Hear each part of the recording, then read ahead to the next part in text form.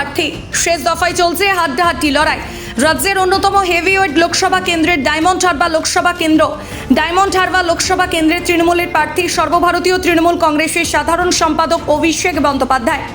অভিষেক বন্দ্যোপাধ্যায়ের বিরুদ্ধে অর্থাৎ তৃণমূলের বিরুদ্ধে ডায়মন্ড হারবার লোকসভা কেন্দ্রের সর্বোত্তম ছাপ্পা ভোট দেওয়ার অভিযোগ করলেন ডায়মন্ড হারবারের সিপিএম প্রার্থী প্রতিকুল রহমান। এর পাশাপাশি শনিবার সকালে ডায়মন্ড হারবার লোকসভা কেন্দ্রের অন্তর্গত ডায়মন্ড হারবার বিধানসভার কানপুর অঞ্চলে আটকৃষ্ণ রামপুর এলাকায় ভুয়ো সিপিএম এজেন্ট ধরলেন সিপিএমের প্রার্থী।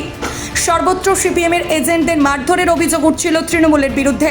সেই খবর পাওয়া মাত্র ঘটনাস্থলে ছুটে যান ডায়মন্ড হারবারের সিপিএমের প্রার্থী প্রতিকুল রহমান। প্রতিকুল রহমান আটকৃষ্ণ রামপুর এলাকায় 271 নম্বর বুথে যান। তিনি সেখানে গিয়ে সিপিএম এজেন্টকে ধরে।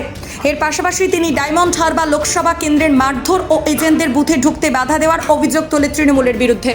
চলছে, ভোট তো হচ্ছেই না।